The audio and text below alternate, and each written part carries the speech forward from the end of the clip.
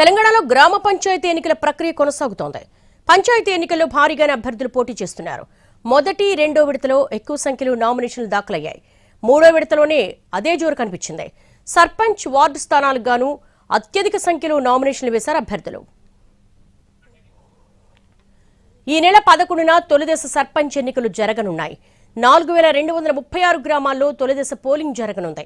395 గ్రామాల్లోని సర్పంచ్ పదవులు ఏకగ్రీవమయ్యాయి. సర్పంచ్, వార్డు సభ్యుల పదవులకు మొత్తం 81,020 మంది బరిలో నిలిచారు. తొలి విడత ఎన్నికల్లో నామినేషన్లు దాఖలు కాని గ్రామాలు 5 ఉన్నాయి. మిగతా 3,836 గ్రామాల్లోని సర్పంచ్ పదవులకు 13,127 మంది పోటీ పడుతున్నారు. 9,331 వార్డులు ఏకగ్రీవమయ్యాయి. 149 వార్డుల్లో నామినేషన్లు దాఖలు కాలేదు. వార్డు సభ్యుల పదవులకు 67,893 మంది పోటీకి దిగారు. ఈ నెల 14న రెండో విడత ఎన్నికలు జరగనున్నాయి. 4,332 సర్పంచ్ పదవులకు 28,278 నామినేషన్లు దాఖలయ్యాయి. 38,342 వార్డు స్థానాలకు 93,595 మంది అభ్యర్థులు నామినేషన్లు వేశారు. ఇక ఈ నెల 17న మూడో దశ పోలింగ్ జరగనుంది. ఈ నెల 9న నామినేషన్ల ఉపసంహరణకు తుది గడువు. అదే రోజు అభ్యర్థులను ప్రకటిస్తారు.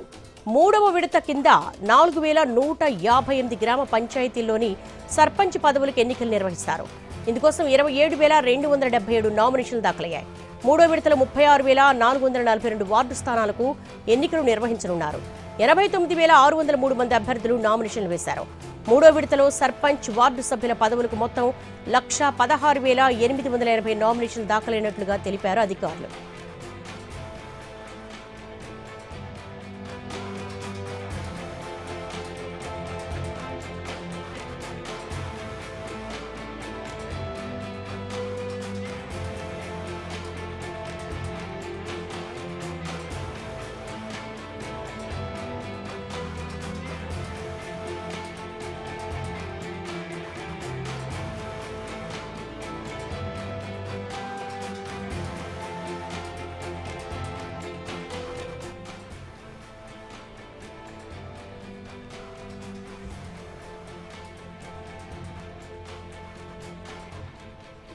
ఉమ్మడి ఆదిలాబాద్ జిల్లాలో ఏకగ్రీవాల జోరు కొనసాగుతోంది.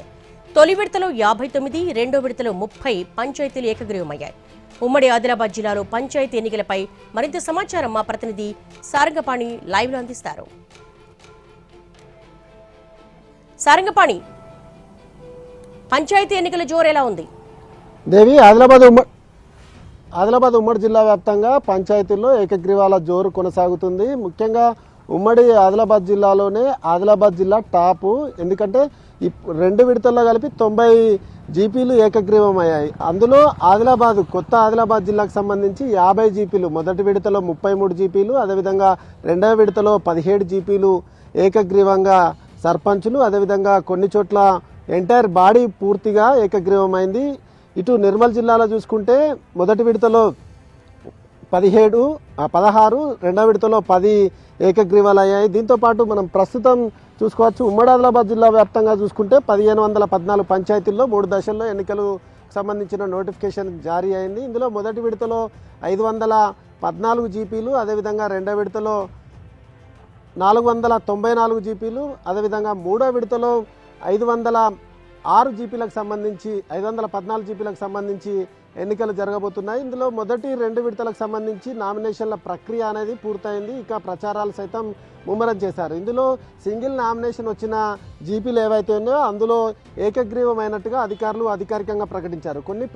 కొన్ని జీపీల్లో అయితే మొదటి విడతకు సంబంధించిన జీపీలు ఏవైతే ఏకగ్రీవం అయ్యాయో వారికి అందులో కొంతమంది ప్రమాణ స్వీకారాలకు సైతం అనుమతించినట్టుగా మనకు సమాచారం అందుతుంది. కొన్ని చోట్ల జీపీలు ఎంటైర్ బాడీ ఎక్కడైతే ఏకగ్రీవంగా ఎన్నికైందో అక్కడ ప్రమాణ స్వీకారం సైతం చేసిన పరిస్థితి. ఇక కొమరంభీం జిల్లాలో సైతం ఏదైతే ఏజెన్సీ ప్రాంతాలు, అదేవిధంగా ఆదివాసీ గూడాల్లో మాత్రమే ఎక్కువగా ఏకగ్రీవాలు అయ్యాయి. ఎందుకంటే ఇక్కడ గూడెంలో పటేలు, అదేవిధంగా వీళ్ళు ఉంటారు కనుక ఆదివాసీలు ఏకతాటిపైకి వస్తారు, ఒకే నిర్ణయంపై కట్టుబడి ఉంటారు. అయితే ఈ ఎన్నికల నామినేషన్ ప్రక్రియ ప్రారంభమైందో లేదో అప్పటి నుంచి ఏకగ్రీవాలకు సంబంధించిన తీర్మానాలు చేస్తూ వచ్చారు.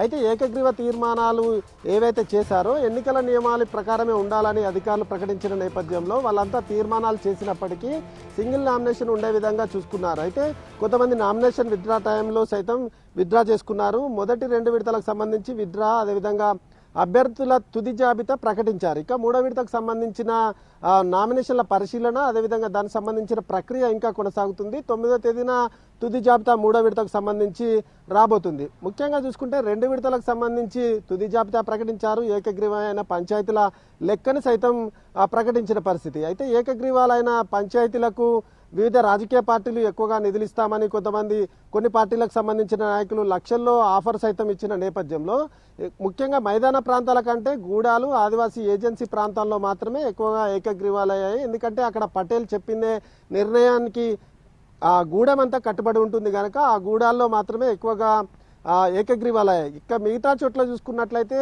వివిధ రకాల ఆఫర్లు ప్రలోభాల పర్వం కొనసాగుతుంది. మొదటి 2 విడతలు అదేవిధంగా మొదటి 2 విడతలకు సంబంధించిన ప్రచారాలు సైతం జోరుగా కొనసాగుతున్నాయి. కొంతమంది బాండ్ పేపర్లు రాసివ్వడం, మరికొంతమంది తాను ఒక నిర్మల్ జిల్లాలోని పోన్కల్ అనే గ్రామానికి సంబంధించిన ఒక సర్పంచ్ అభ్యర్థి మాత్రం ఏకంగా తన ఏం చేయబోతున్నాను అనేది ముందే ప్రకటించారు. దానికి సంబంధించి ఎస్సీ ఎస్టీ బీసీలకు సంబంధించిన ఇంటి పన్నులు తానే 5 ఏళ్ల పాటు కడతానని ప్రకటించారు. దీంతో పాటు కొన్ని చోట్లనైతే ముఖ్యంగా చూసుకుంటే కొన్ని చోట్ల పిండి గిర్నికి సంబంధించి మరాడిస్తామని ఇట్లాంటి ఆఫర్లు ఇవ్వడంతో పాటు మరికొన్ని చోట్ల బాండ్ పేపర్లు రాసి తాను ఏం చేయబోతున్నాను, గ్రామాభివృద్ధికి ఏమేం చేస్తాను అనేది దానికి సంబంధించిన హామీ పత్రాన్ని సైతం బాండ్ పేపర్ మీద రాసి స్టాంప్ వేసి ఇచ్చిన పరిస్థితి కనిపిస్తుంది. అయితే ముఖ్యంగా 3 ఏళ్లలో తాను అభివృద్ధి చేసి చూపెడతానని ఒక అభ్యర్థి సైతం బాండ్ పేపర్లు గ్రామస్తులకు రాసిచ్చారు. కొన్ని చోట్ల కరపత్రాలు సైతం అంటించిన పరిస్థితి. ఈ విధంగా ప్రలోభాలు అదేవిధంగా హామీల పర్వాలు కొనసాగుతున్నాయి. మరోవైపు ఏకగ్రీవాల జోరు కొనసాగుతుంది. ఇక 3వ విడతకు సంబంధించి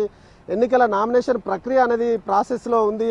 దీనికి సంబంధించి తుది జాబితా వస్తుంది అని వీళ్ళు విత్డ్రాల కోసం సైతం కొంతమంది వాళ్ళకి ఆఫర్లు ఇస్తున్న పరిస్థితి. ఎందుకంటే పోటీలో ఇంకొకరే ఉంటారని తెలిసిన వాళ్ళకి లక్షల్లో ఇచ్చి విత్డ్రా చేయించుకునే ప్రయత్నాలు సైతం ముమ్మరంగా కొనసాగుతున్నాయి. మరోవైపు రాజకీయ పార్టీలు సైతం గ్రామాలు పట్టుకొమ్మలుగా భావిస్తారు. ఇక రాబోయే ఎన్నికలు ఎంపీటీసీ కావచ్చు, జడ్పీటీసీ ఎన్నికల్లో సత్తా చాటాలంటే గ్రామాల్లో పవర్ ఉండాలంటే సర్పంచ్ స్థానాలు గెలుచుకోవాలి. కాబట్టి సర్పంచ్ స్థానాలను కొన్ని పార్టీలు ప్రతిష్టాత్మకంగా తీసుకున్నాయి.